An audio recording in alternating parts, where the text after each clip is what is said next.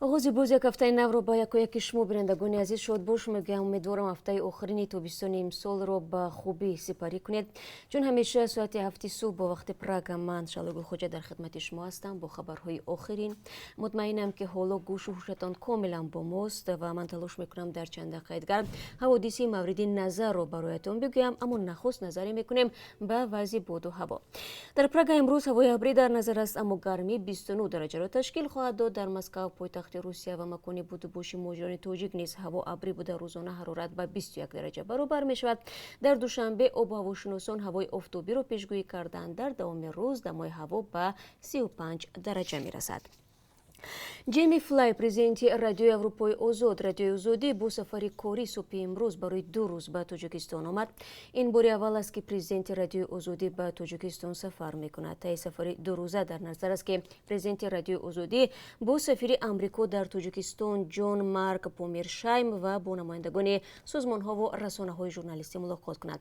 همچنین در نظر است که جیمی فلای با نمایندگان مقامات تاجیکستان و نمایندگی‌های سازمان امنیت و همکاری اروپا و اتحادیه اروپا گفتگو نماید. باید گفت که رادیو اروپای آزادی با تکیه به شبکه‌های خبرنگاران محلیش با 34 میلیون آدم در 22 کشور با 26 زبان در مناطقی که آزادی مطبوعات محدود کرده می شود و رسانه‌های محلی روش نکردن اطلاع می رساند. ویدیوهای آن را در سال 2018 در فیسبوک و یوتیوب 2.6 میلیارد بار دیدند. آن از لحاظ کسبی آزاد بوده با واسطه بنگاه رسانه‌های جهانی ایالات متحده از کنگره آمریکا تامین مالی می شود. کمیته امنیت ملی تاجیکستان که نیروهای مرزبانی تابع آن است روز 24 آگوست با نشر یک بیانیه رسمی گفت در جنجال و مناقشه هایی که در مرز ولایت سوخت بادکند سر میزنند از جمله منصبداران بلندپایه ولایت بادکند نقش دارند. روز 24 آگوست در مرز نویه لیلک قرقیزستان و نویه باباجان غفورов بین گروهی از ساکنان دو نویه جنجال برخاسته و به سنگ‌اندازی کشیده است. عین زمان دعوای بین ساکنان محله خوجه علای نویه اسفره و محله کوکتوش نویه بادکند برخاسته است، ولی مردم دو طرف آرامانه پراکنده شدند. جنجال و دعوا هنگام سفر رئیس جمهور امامعلی رحمان به ولایت سوخت صورت گرفت. در بیانیه رسمی کمیته امنیت ملی تاجیکستان تنها مناقشه در مرز نویه لیلک و باباجان غفورov ذکر شده است. در آن آمده است که دهها ساکن لیلک روز 24 آگوست برخلاف سندهای امضا شده به ساختمان 2 نقطه فروش سوزشواری آغاز کردند، هرچند دو طرف عهد دادند که در منطقه‌های بحث برانگیز تا زمان تعیین و علامتگذاری شدن آن هیچ چیز نباید ساخته شود. به گفته خدمات مرزبانی قرقیزستان، ساکنان تاجیکستان به ویران کردن دیوار پرداختند و بعد این بین دو طرف جنجال برخاسته به سنگ‌اندازی کشیده است. بخش قرقیزی رادیو آزادی با تکیه به گفته‌های خدمات مرزبانی قرقیزستان نوشته است که وقتی مرزبانان قرقیز و ماموران ملیسا به محل حادثه آمدند، ساکنان تاجیکستان به طرف آنها سنگ انداختند. برای راه ندادن به ادامه مناقشه، مرزبانان قرقیز به هوا دو تیر انداختند و ساکنان تاجیکستان به قلمرو خود گریختند. آمده است در بیانیه. در بیانیه کمیته امنیت ملی تاجیکستان درباره سنگ‌اندازی چیزی گفته نشده است، اما مقامات حفظی حقوق و مرزبانی قرقیز به آن متهم شدند که در این حادثه ها نقش منفی اجرا میکنند. به رادیو آزادی میسر نشد نظر مقامات خدمات مرزبانی قرقیزستان را درباره بیانیه مقامات تاجیکستان بگیرد. ضمناً مرزی بین تاجیکستان و قرقیزستان 976 کیلومتر است و تاکنون 504 کیلومتر آن معین و علامتگذاری شده است. پیوندان و وکیل مدافع شهروند روسیه الکساندر سیومین نفر گمانبر به قتل هویدا تیلوزاده 5 ساله از دادگاه خواستند که پدر دختر را به مرافعه راه ندهد. آنها دعوا دارند که عبدالسلام سعیدов ساکن شهر کولاب گویا پدر بیولوژی هویدا نیست و حق دعوا از نام او را ندارد. خود عبدالسلام سعیدov میگوید پدر بیولوژی هویدا است و در این باره سند دارد. به قول او جانب جوابگر میخواهد با دعواهای خود جریان محاکمه را طول دهد و شرایط آزاد کردن سیومین را فراهم کند. الکساندر سیومین بر اساس ماده‌های تجاوز به ناموس نابالغ و کشتار متهم است. محکمه نخستین پرونده قتل هویدا تیلوزاده از تاجیکستان روز 23 آگوست در دادگاه ولایتی مسکو پس درهای بسته و بدون شرکت فرد متهم برگزار شد. از طرف دعواگر تنها پدر هویدا و وکیل مدافعش داگیر حسابov اشتراک دارند. دیگران به مرافعه راه نیافتند. این طلب پیوندان و وکیل مدافع جوابگر بوده است که مرافعه پنهانی گذرد. مقامات دادگاه میگن مرافعه بعدی امروز ادامه خواهد کرد ولی تفصیلات دیگر ندادند.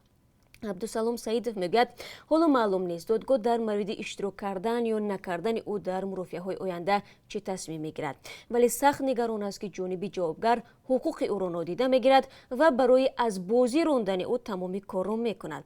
محکمه گمانبر در قتل هویدا طلازاده بعد بیش از یک سال حادثه شروع شد. تا این دم پیوندانش سیامین را بیماری روحی میگفتند و او چند مدت زیر نظارت پزشکان بود و از تشخیص میگذشت. هویدا طلازاده زاده شهر کولوب روز 20 یولی سال 2018 در نزدیک خانه‌شان از میدانچه بازی در شهر سیرپخوانو پدید شد و روز دیگر جسد او را در برخالته ورزشی در نزدیک روی آهن پیدا کردند. در این حادثه الکساندر سیامین متهم شد که در همسایگی آنها میزیست. روز 25 август ماموریت پرزیدنت فرانسه مذاکرات رهبران فرانسوی با وزیر کارهای خارجه ایران محمد جواد ظریف را مثبت ارزیابی نموده علاوه کرده است که مذاکرات ادامه خواهد داشت. دیروز در حاشیه سمیت 7 کشور صنعتی عالم در شهر بیاریتس فرانسه این ملاقات دایر شده است که در آن نمایندگان آلمان و بریتانیا اشتراک داشتند. سفر ناگهانی وزیر ایرانی به بیاریتس چند ساعت ادامه کرد. کشورهای اروپایی کوشش دارند سازش هسته ایران با جامعه جهانی را که سال 2015 به امضا رسیده است نجات بدهند.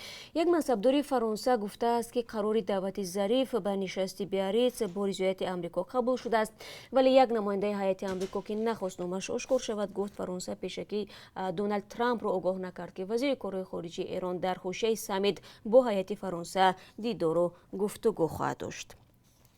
دادگاه در ایران نویسنده و حجب‌نگار کیومرثی مرزبان را با گناه همکاری با کشور دشمن از جمله آمریکا به 23 سال و 9 ماه زندان محکوم کرده است. وکیل دفاع او محمد حسین آغوسی روز 24 آگوست به رادیوی فردا گفت کیومرثی مرزبان همچنین به ترغیبات به ضد نظام و توهین در حق مقدسات و مقامات گناهکار دانسته شده است. محمد آغوسی افزود نویسنده هیچ گناهی نکرده است و فقط مقاله های حجبی نوشته در مطبوعات نشر کرده است.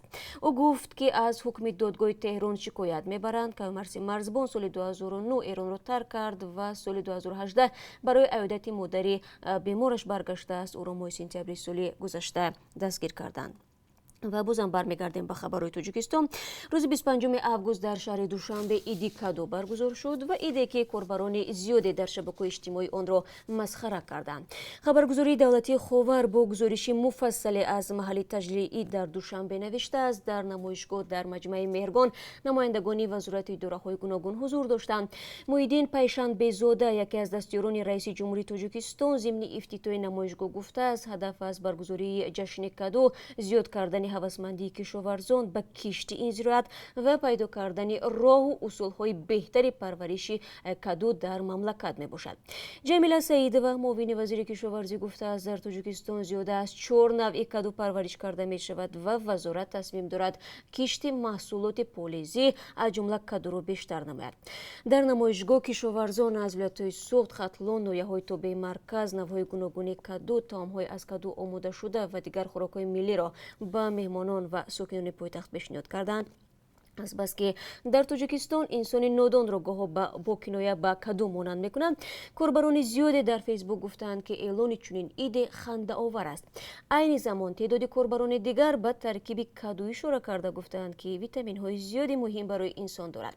در واقع در زمان جنگ شهروندی کدو که حاصل زیاد میدهد یکی از محصولات اصلی غذای مردم در بسیاری از مناطق تاجیکستان بود و در امین نگاه داشتن صدها هزار نفر از گرسنگی کمک کرده است. در سالهای اول بعد جنگ هم کدو یک ترکیب اصلی غذای سربازان نیروهای مسلح به شمار می رفت.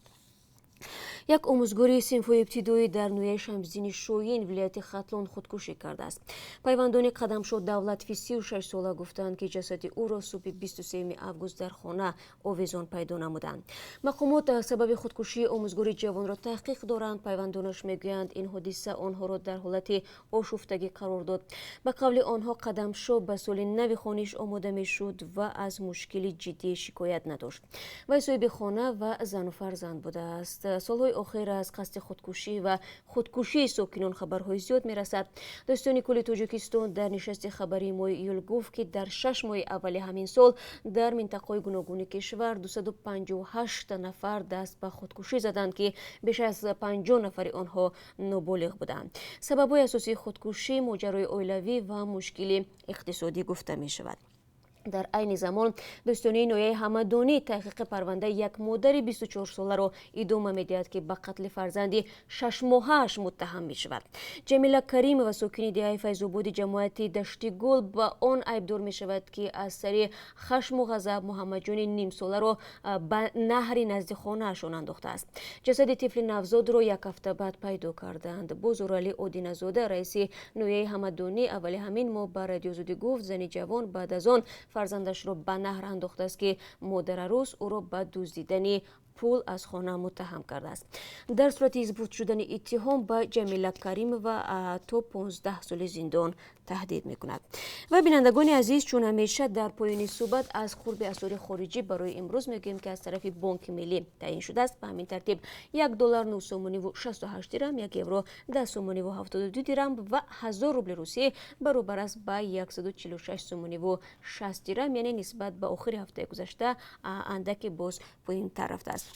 با سپاس از یکی شما برای اینکه تا این لحظه ما را تماشا کردید و من بعد از کمتر از 3 ساعت دیگر بازم شما را منتظر میشوم در همینجا با خبرهای تازه و امیدوارم که ما را همراهی خواهد کرد. روز خوب داشته باشید و تا ملاقات نوبتی.